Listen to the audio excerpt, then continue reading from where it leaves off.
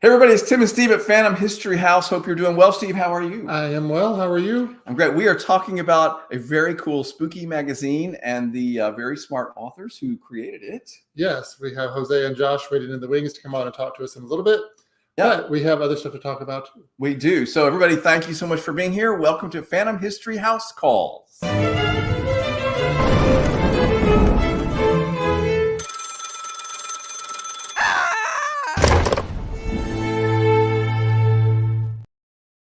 All right, so we are at the end of the climax of the spooky season. It's very exciting. It's hard to believe. I had that moment earlier today where I was just like, oh, we are like a week away from Halloween. Well, because there's been a lot of distractions around here. There's the 2 hurricanes, and there's been a lot going on. So it seems like we kept decorating and then pulling everything off and then redecorating the yard and pulling everything back. So there's been a lot of that. Yeah, I think we've said this a few times. We've decorated for Halloween 3 times this season. Yeah, it's been a lot. Yeah. But today we had kind of like we put our crown jewel back in place.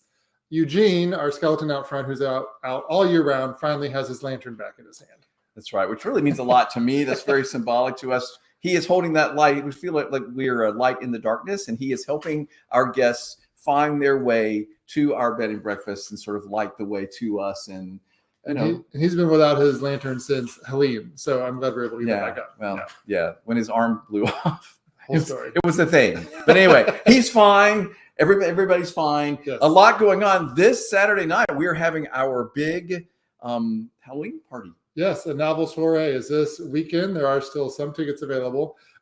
We are all dressing up as our favorite book characters, and it can be a literary classic like Dracula or Frankenstein. Or a Charles Dickens character, or it can be a comic book character if you want. We don't care. Yeah, as long as they've showed up in a book at some point, and everybody's had a book at some point. And been in pretty much. Yeah. So anyway, hope you can join us. That's going to be really fun. And of course, next week is Halloween week and a lot going on. Halloween week. So this is exciting. On Monday the 28th, we are welcoming back Mama. So Brian will be here giving tarot card readings as well as doing his monthly seance. That's the week of Halloween. That's the week of Halloween. Very exciting stuff. It is. And this is actually rescheduled from when Hurricane Milton hit. So his Witchy Wednesday has been changed to a Halloween week event, which actually works out really well for us. And we're glad that he and Ron are okay. And there's only a very few tickets left for that because seances, especially this time of year, often sell out. So if you're interested in that, make sure you jump in. Yep. Thanks everybody for watching. Please say hello if you're watching and say hello. And so tonight we're talking about with 2 of the authors in our new anthology, Phantom Menagerie, and the two guests that we have stories in the anthology. Yes, but we're also talking to them about the magazine that they have created, which is really why we're talking about. Which is why we're really talking to them about it. Called Spooky, which we have the spring-summer version here. I do know that the new issue either just came out or is about ready to come out. Yeah, we'll ask them. Yes, we're going to ask about all that. So remember, if you have questions for these 2 gentlemen, please drop them in the chat. We'll do our best to get to all of them to ask them for you. All right, and hi to Kristen and Chris who are watching. So let's bring them on. And hello, Cindy. Good to see you too. Yeah, watching from West Virginia. Yeah, thank you guys for being here. So we have Jose Cruz with us and Josh Sternhad. Hey guys, how are you? Hello. Welcome. Thanks for being here so much. Thanks first off for being a part of the anthology of short stories, which we're super excited about. And we met you guys through the Horror Writers Association that has met here. Absolutely. Times. Yeah. And you guys are both so talented. And, obviously you're writers. Now you're publishing this magazine. I was wondering if you could each give us a quick introduction of who you are. And because, Jose, you're to our right, we'll start with you. Just a quick introduction to everybody watching. Sure thing. So as they said, my name's Jose. And by day, I'm actually an elementary school media specialist, a school librarian. So I'm always surrounded by books at any point in time. And then, when the sun sets, I work on writing projects. I've done a lot of journalism. I've had things show up at Dread Central, Rue Morgue, both in print, online, Nightmare Magazine. I had a chance to write a column for them. And I've had some short fiction here and there, not so much. And appearing in Phantom Menagerie was a nice chance for me to kind of get those gears turning again after I got inspiration from the painting in the front lobby. So that was a real treat. But yeah, that's me. Yeah, really cool. That is an iconic piece for us here at It Phantom is. History House, and we love the story that you wrote about us. So thank you for Thank doing you. that. Oh, of course, my pleasure. Josh, if you could introduce yourself to everybody Sure. watching. Sure. My name's Josh Sternhad. I am my day job. I was a teacher and now I'm a children's librarian. Funny story we may get into. I actually took Jose's old job. So I am the new him where I work. And I've had the good luck to have a handful of my short stories published in a number of places. Diabolical Plots, and of course, the new Phantom History story. And I wrote mine about the baseball glove that you have in your library. Yeah, which of course, that's really interesting, Josh. That gets talked about a lot. And people will often say, I bet this is a special glove. And I'll get to tell them, of course, that it was my father's glove when he was young and how important it is to me. And I love the story that you wrote about that too. So both of those items are really important to me. Yeah, they're really front and center in the house. And I did not know that you both worked, like in the library setting. I didn't know that either. It's very cool. Yeah.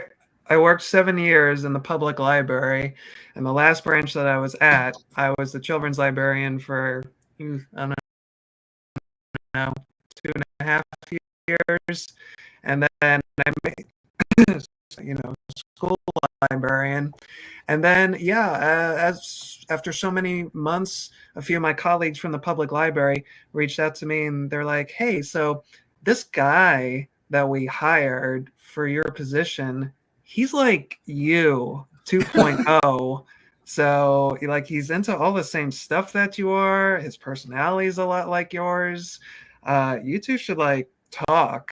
And then we did end up talking, and here we are. You see the product of that chance crazy meeting. It's so funny because as he was leaving libraries to go into schools, I was leaving schools to go into libraries. And same thing. It was very funny because they were like, man, you guys would get along so well. And we met, and it's so funny because we started talking, and he had read like the exact same like obscure short stories that I loved, and like all crazy coincidences. And eventually we said, hey, we should start a magazine. as you do. Yeah, right.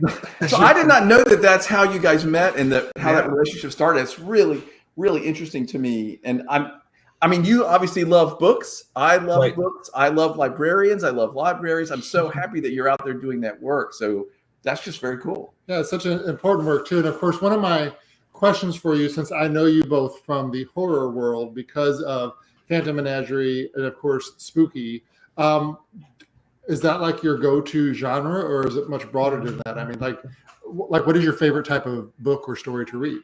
And either of you can answer that, actually. Sure. Do you want to go first? Yeah, why not? Okay. Alphabetical, sure. And that's the other crazy thing too. We're literally one letter away in our first name from Jose to Josh. It's just the coincidences just keep piling up. It's ridiculous. But yeah, long story short, this is the genre that pretty much nurtured me from the time that I was a very young child.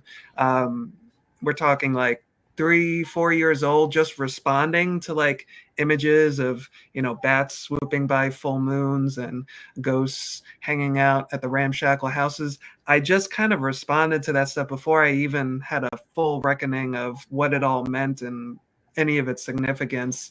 And then, on up through elementary school, before I could even read, I was desperate to know what all these Goosebumps books that all these kids were talking about, because I loved stories of all kinds. I loved fairy tales. I loved just hearing stories. So those were actually the things that motivated me to read. When I was a young kid,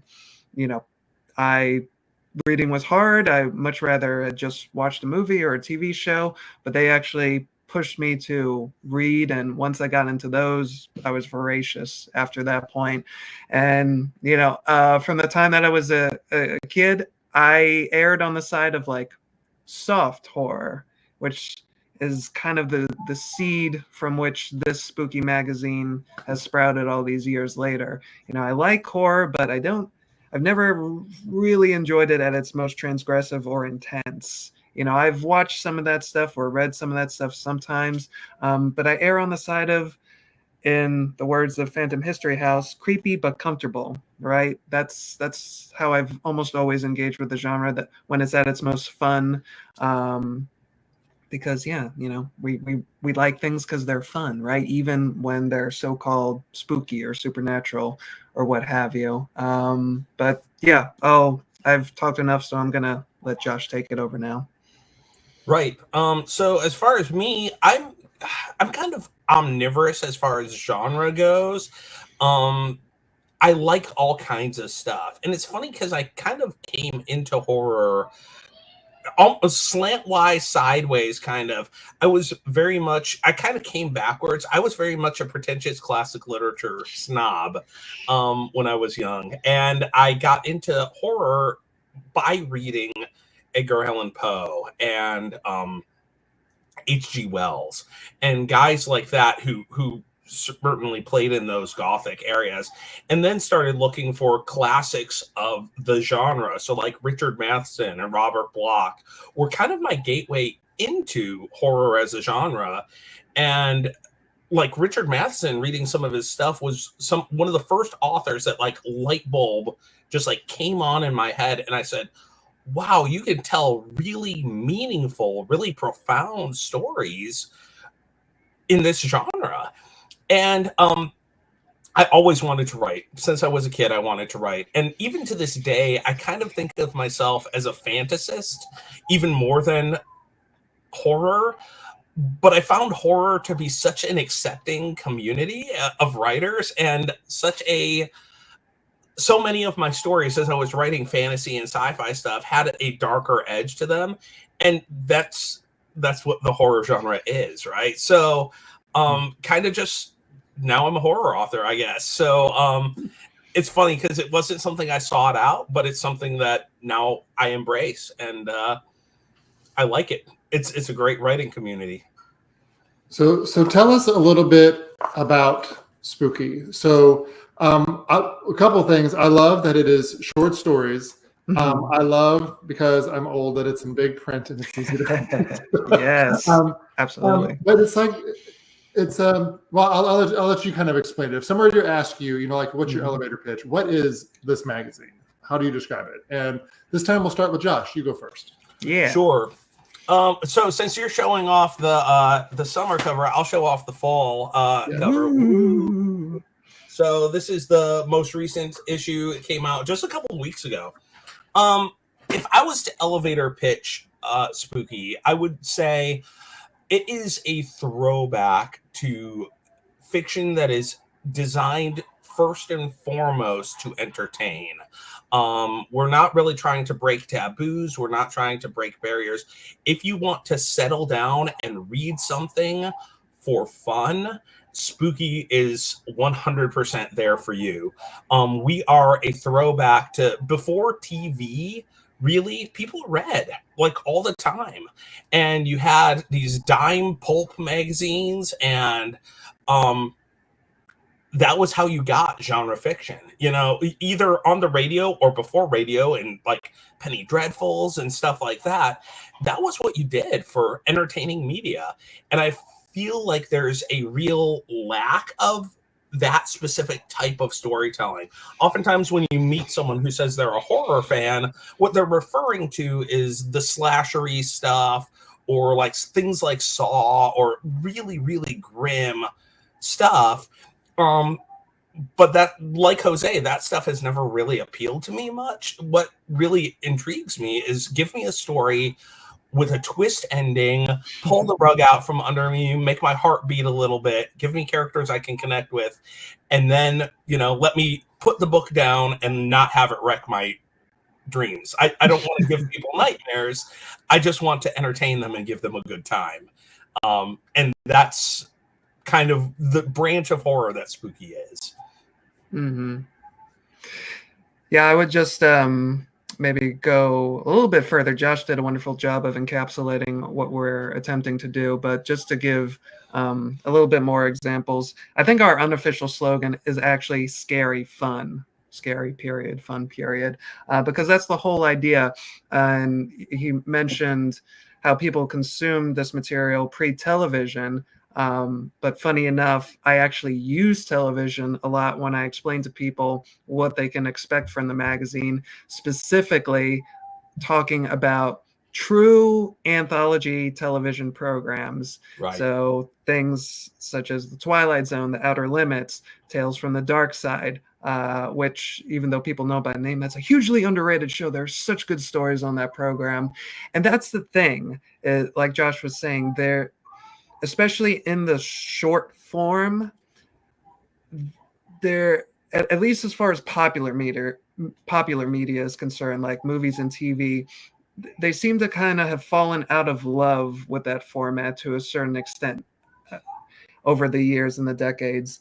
And there's, in certain circles, just not an appreciation for the things that you can manage with just a well-crafted short story. Or if it's on TV, give me 25 to 30 minutes, and I can make you this engine, this narrative engine that just hums. It's efficient, it's clean, and it will get you what you need.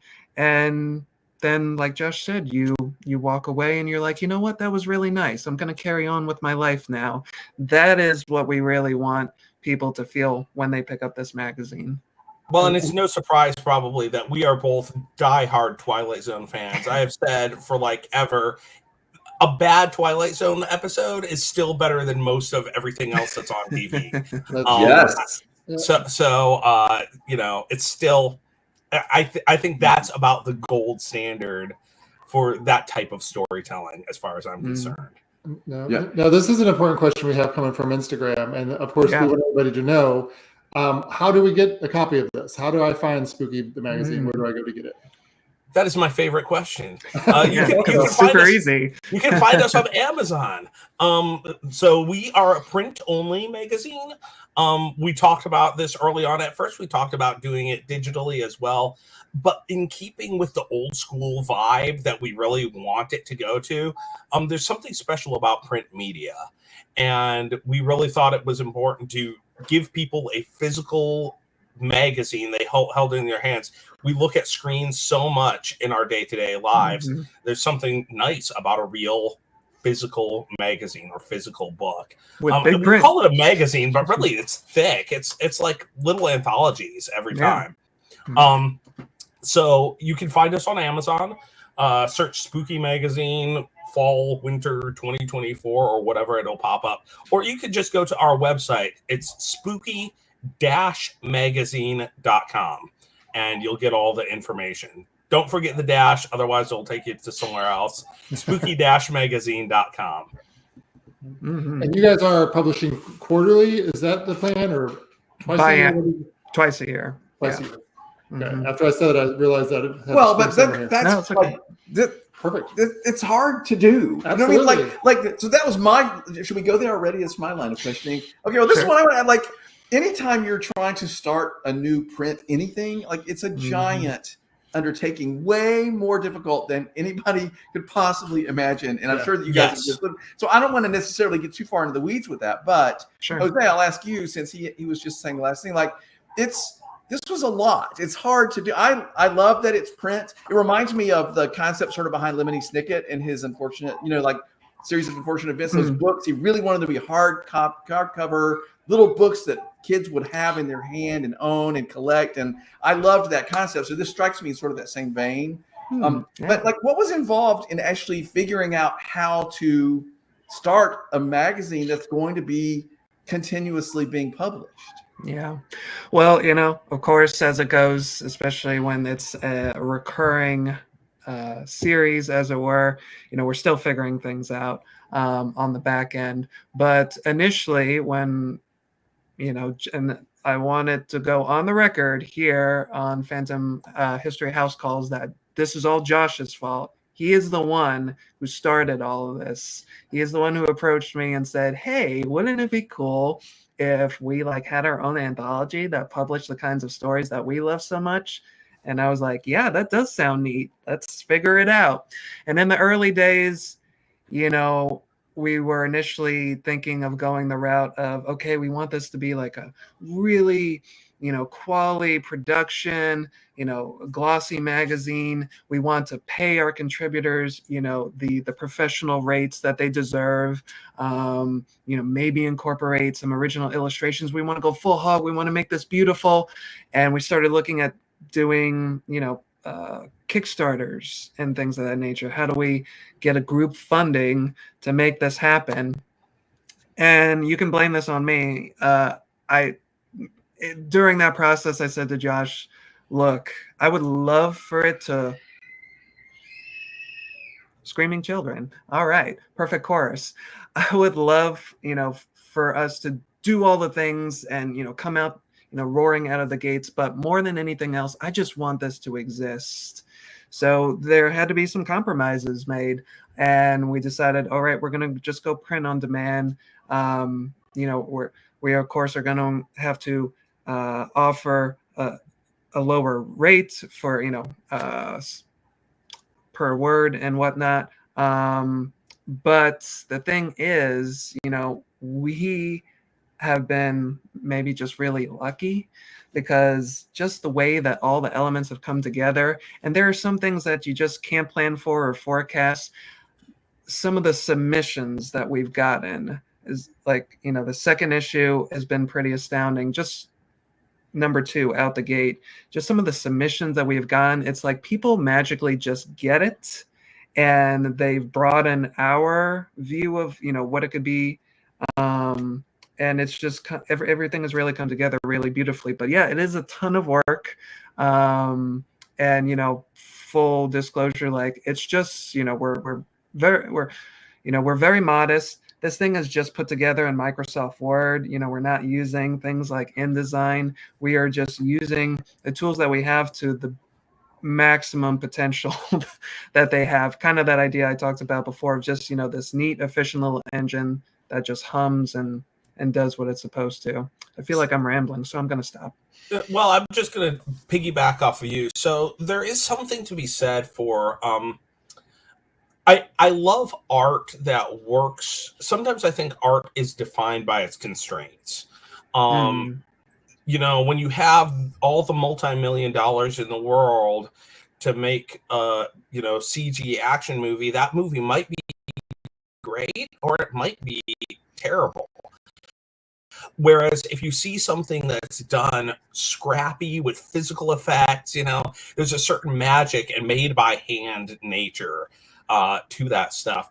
And I would argue that for what our magazine lacks in maybe professional graphic design, if you will, I actually think it looks great. And I think it looks exactly what it is, which it is a labor of love.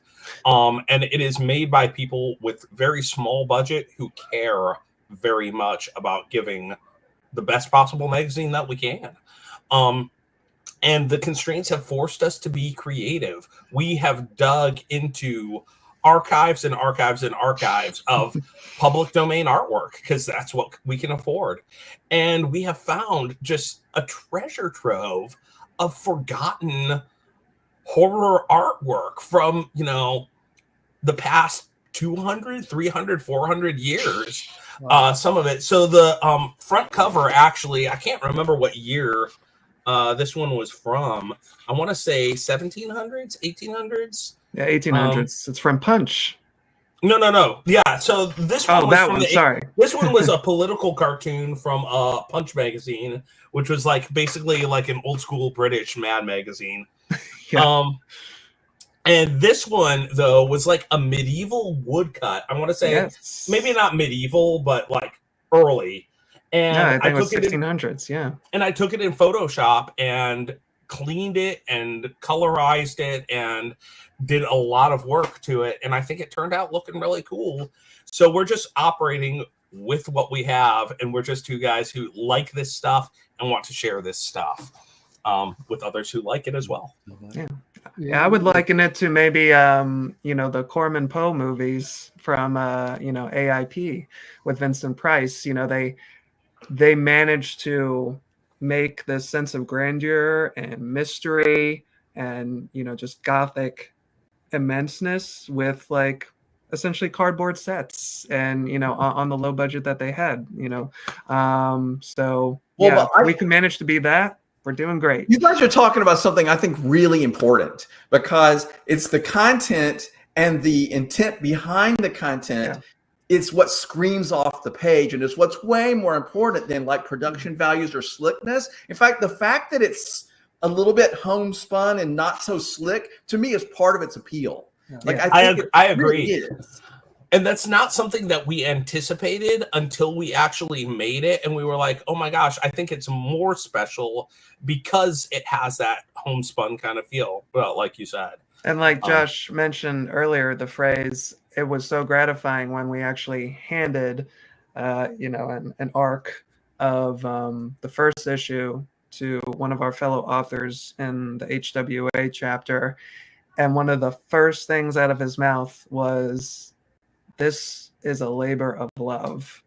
And it's like, that's great. That's exactly what we wanted to get across, because it is. This is just a thing that we wished into the universe. And yeah. And thanks everybody for watching. Please put any comments or questions into the comment section. And Elaine Pascal, who we all love, is watching, and she says, guys, it's evident you guys love the genre, and that's more important than budget. And sort of to the same point, like we can tell that you were, and everybody that contributed, you can sort of just feel it. This is exciting and fun. We love this idea. We love, like, to me, I really respond to this idea of it being sort of accessible to everyone. Mm-hmm. This is the kind of thing that I respond to. I have a hard time with certain parts of the horror world, as you know. Yeah. Well, yeah. Like you two were both saying earlier, the really dark, gritty, gory, violent stuff is not something that has always appealed to me, and I know it definitely doesn't appeal to you. But these are, like you said, these are more Outer Limits, more Twilight Zone. It's like picking up an episode of one of those when you read through one of these. Yeah. These are all considered short fiction, if I'm correct. Where do these authors come from? How do you find them, and how do you connect with them to get them in print? Yeah. That's an excellent question. Yeah. How do they find us is the question. I think sometimes, yeah. Because, we, one of the first things Josh and I did was, all right, let's sit down, the fun part of the process. Let's sit down and write out our mission statement. Who are we? What are we about? And then involved in that process is the submission guidelines. What do we want to communicate to people about what we're looking for? And I think, Josh composed those, and he did a fabulous job of communicating exactly the type of thing that we're looking for, both what it is we want and what it is we don't want. And as it goes, in this game, not everybody who submits reads those, or apparently they don't, based on the things that they send us. One of the very first stories that we got, actually, and since we were so new out of the gate, I guess this was pardonable, but it was so funny because one of the very first submissions we got for issue 1 was a story that started off with like a super sexually explicit opening line. And it was like, well, thank you, but that is not what we are looking for. But yeah. Take it away, Josh. So we've actually received, believe it or not, like between 700 and 750 submissions per issue that we've done so far. So as you can imagine, that's an awful lot of reading to do. And like Jose said, some of them are way off base. Many of them are well within our wheelhouse. And then the hard part is sifting down. Say out of all of those, maybe there's 150 stories that we really rather like. And then we've got to narrow it down to like 10 that are going to be in the issue. What are our top 10 that fit what we're doing? That's amazing. So that makes me think you should be putting this out monthly. And I know you're laughing because obviously it's so much work. Look at them.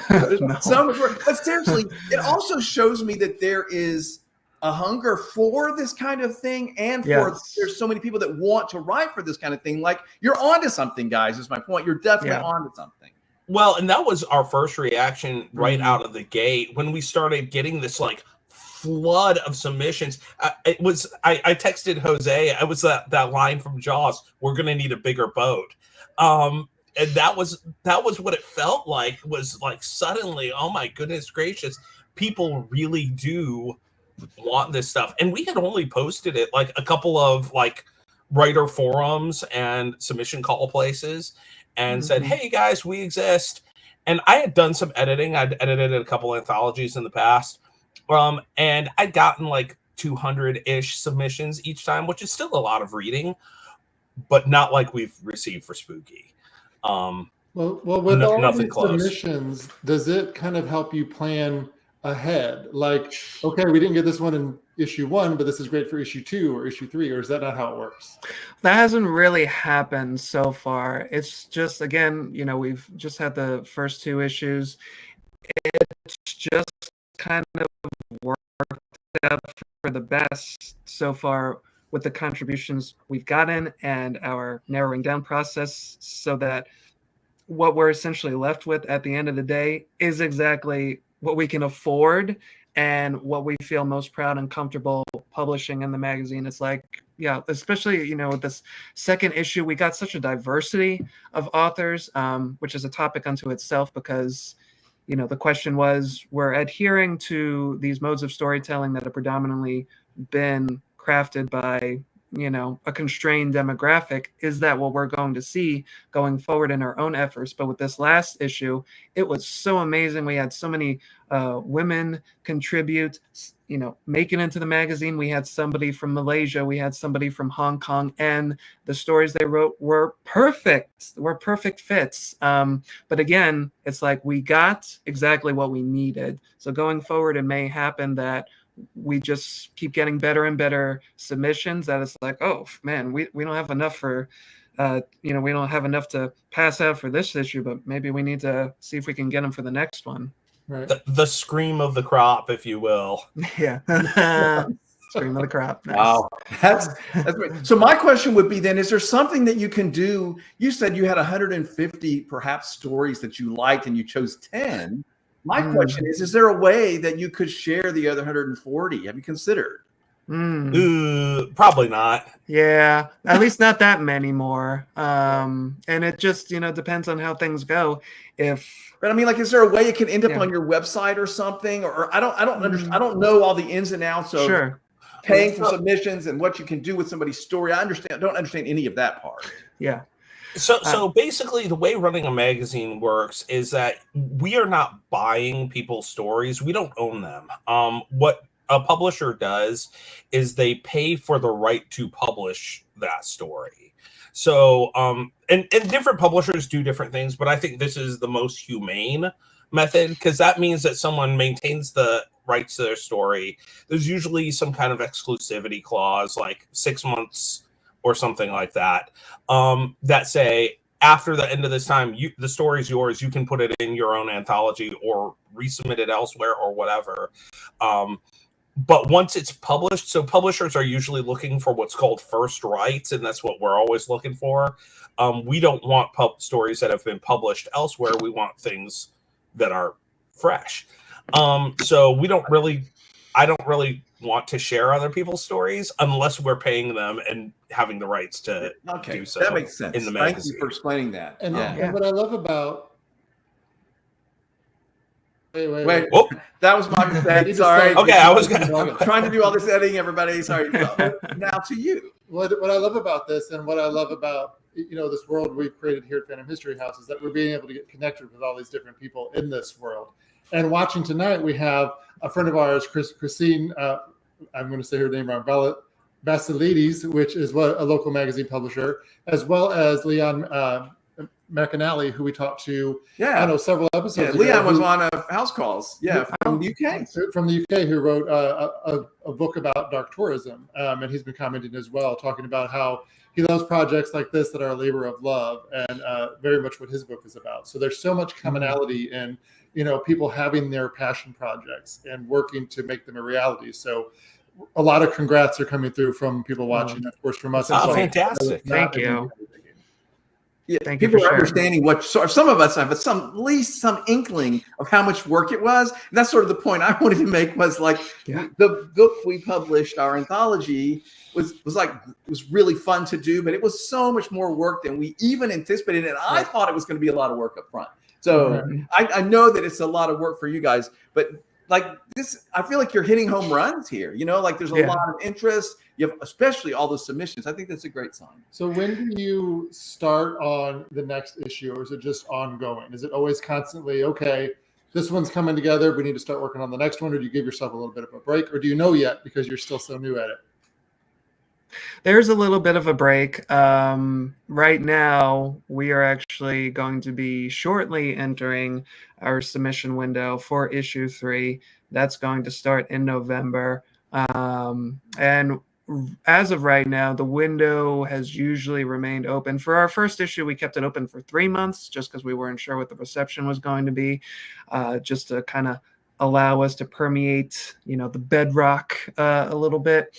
But for the last issue it was 2, and for this issue it will be open for 2 months. So from November to beginning of the new year, basically. But there's usually a little bit of a time for us to catch our breaths in between, usually. Yeah, after we hit submit or go through the final stages of the publishing process, and it's like, good gracious, this thing is done.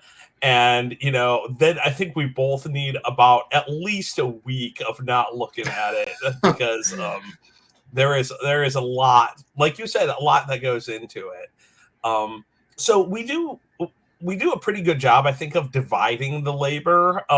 And both of us will jump on and kind of just do what needs doing. We're both reading submissions. We're both answering emails. We're both doing that stuff. Jose has really taken the reins on a lot of the interior design and the layout, while I'll be like photoshopping together ad spots or, the covers and sending them to him so that he can drop the blocks into place. And, so we have a pretty, when it's getting close to go time, especially, again, it's there's very so much much that goes all on. bets are off. Yeah. There's so much that goes on in the background that you don't see when you get one of these things in your hands.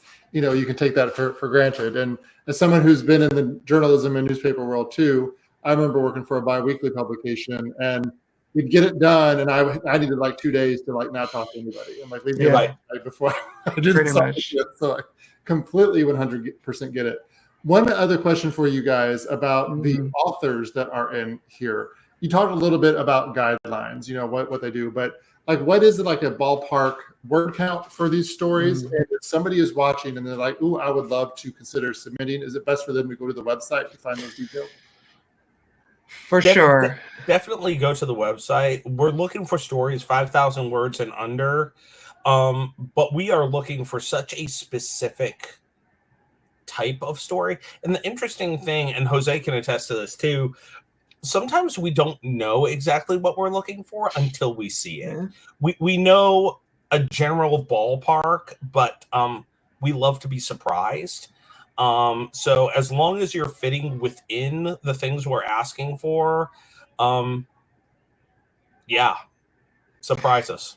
Yeah, it's been pretty incredible, especially with this last issue. We got some submissions, and this is just the nature of the beast, when you take on editorialship of some kind of project like this, you set out with your parameters, you have an idea of the kinds of things you would like, but we got a submission for this last issue. It ended up being the final story in the issue, and we would have never guessed or put together that, oh yeah, we're looking for a story about a young, presumably, I believe it was a Filipino girl who moves to America and all of a sudden has to battle vampires. Don't want to give too much away.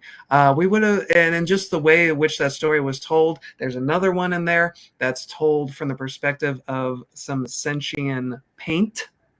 Like there's a story in there that's told in the style of a series of Reddit posts. Yeah. Like these are things that Jose and I wouldn't have thought of, but they absolutely worked like gangbusters, and they fit within our guidelines to a T. Very cool. Very So cool. there's so many different directions that someone could take this And it stuff. shows all the varied creativity that's out there that you Yeah. can harness when you have something like this, which is exciting. So I would say s- a tip for authors though would be that shorter is generally better, Yeah. because then we can pack more stories into the issue. The sweet spot is about 2,000 to 3,000 words, Yeah. and if you can tell a compelling story in that amount of space, we'd love to see it. And yeah, like we said before, the guidelines are a great start. That'll kind of get your gears turning in the direction that, you know, we hope that they will if you're looking to submit. But also a go-to that all editors say when it comes to this thing, a copy of the series and issue is your best bet, especially if you get this latest issue. That will really open up your mind. You know, the submission guidelines are a good start. It'll you'll start thinking of like older stories that you maybe heard, you know, that you read or that you watched. But reading an issue will really broaden your mind to, okay, so they're looking for this kind of thing, this kind of mode, but look at all the different directions that I can go within this mode. Absolutely. That will be what really opens up your mind and maybe Well, and allows by you the to produce first issue something too. I awesome. mean, Yeah. honestly, Yeah. the fiction we have is evergreen, so you don't need the newest issue necessarily, although it's darn good. The first issue is also very, very good, and it all fits that. Like, you start to get the feel for that. Another thing that we have, and this was Jose's idea, is we include in the back of every issue a series of recommendations of old school stuff, some newer stuff, but things that have specifically spoken to us that fit this style of storytelling.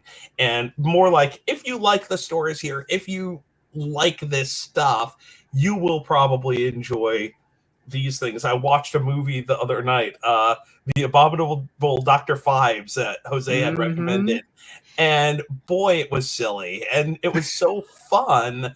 And my wife is in the background like, what are you watching? And I'm just grinning like an idiot the whole time because it's so goofy and so theatrical. And Vincent Price is in full kind of mode. And it's just wonderful. And so, yeah, the if you like this sort of thing, looking at our recommendations that we post in the back will also get you in that vein as well.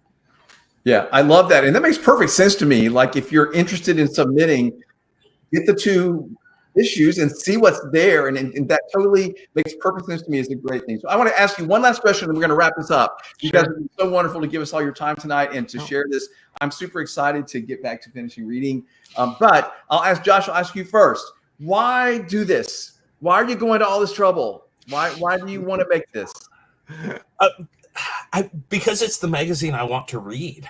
I think that's the thing for any author, is you tell the story you wish existed. And when I look at, there's a certain degree to which you vote. Like, if you're going to the movies, you vote with your dollars, right? You see something that you think is a worthwhile project, you go, you buy it, you buy a ticket, you see the movie, and say, basically you're saying to Hollywood, yes, make more things like this because I like it. But if no one else is making the thing, then you go out and make it. Also because it's fun. Like, it's a ton of work, but it's also very gratifying to have a thing that you made and say, you know what, this thing exists now because Jose and I put the effort in to make it. It makes the world a more fun place, I think. And that's, you know, there's something honorable about even something as small as that, I think. I think that's wonderful. Jose, what would be your answer? Why are you doing this?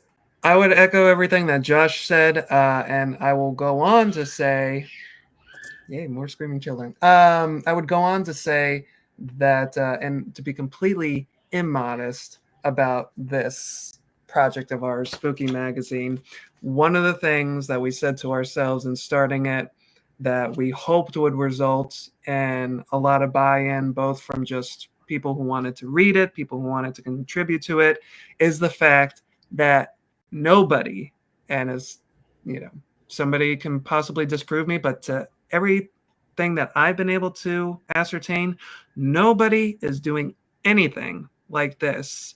It is super specific. It is super niche. We are calling back to this older form of storytelling that we so treasure, and we are showing that it is alive and well and kicking straight out of its casket. And there are people who want this kind of story. They want just quote unquote simple, well-crafted stories told in this, what I think a phrase we use is like horrific, but harmless fun. People want that kind of thing. If you look at something like this, is kind of on the total opposite end of the spectrum, but I think there is a worthy comparison to be made with what's happening with Terrifier 3 at the box office. People, as depraved in comparison as to what we're doing here, as that movie is to this, people are just yearning for something joyful. So we're approaching it in two totally different ways, but they're yearning for joyful horror told in just a well-crafted manner. And we are the only magazine who's doing it for short fiction in this specific way. So this is something you're not going to find anywhere else. And we hope that comes through in the amount of love and dedication that we put into it. Well, and one more thing, Jose, another term that gets thrown around, and not to start a whole new conversation, but there's this idea of cozy horror, which is its own weird. Can horror even be cozy? I would argue yes, in the same way that you can read like a cozy mystery. Cozy mystery novels, they usually start with a dead body, like there's a murder that's taken place, but it doesn't focus on the grim fallout of that. You're following around the detectives and their cat or whatever, as they solve the crime. We're trying to do the same thing for the horror genre, where it's something that's fun and cozy and comforting. Get yourself a mug of coffee or tea, your favorite hot beverage, snuggle up with a blanket, and enjoy a good story. A little spine chiller. Yeah, I love it. I like that a lot too. I love it. Yeah, and as you said, it's not going to give you nightmares when you get done reading it, but it will make you think for a little while. Exactly. Remember, everybody, if you want to pick up a copy of Spooky Magazine, you can do it on their website, spooky-magazine.com, or look for it on Amazon. Of course, we will be happy to link to it as well in our comment section, which I already did. And you have 2 issues now that you can order. And that's right. And Leon, to your question, they do have advertisements and are looking for those. So please reach out to them, go to the website and pick that out. And that would be a great place for Leon's advertise, for example. So we enjoy having sponsors, because not only is running a magazine difficult, it's also expensive. So sponsors are our friends. And we take the same care and curation when it comes to the sponsors as the content. We want businesses whose vibe is this. We want to show our readers more things like this. So if your business, whatever service you're offering, is in that cozy horror vein, get with us. We want to let people know about you. Dark but approachable, fun, Yeah, and it strikes me as being very much us too, obviously. It does. And we like Jose, to your point, we pride ourselves on feeling like we're doing something that no one's done either with our unique bed and breakfast. So I love all of this. Thank you guys so much for stopping by and talk with us tonight. Everybody, go to Amazon and order your copy of both of them if you don't have them. It's great stuff. And it's it's spooky season year round. It doesn't just have to be here in October. So order absolutely.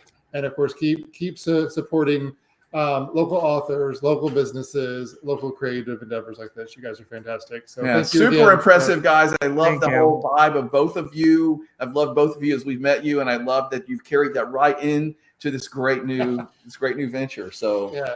And by the way, thank you so much for having us on the show. In the background, so that was happening too. What was that, Josh? Thank you for having us on the show. Really good to talk to you guys. Of course. All right. Thanks everybody for watching. Watch for us next week, of course, for our big Halloween live. Absolutely. Thanks, guys. See you later.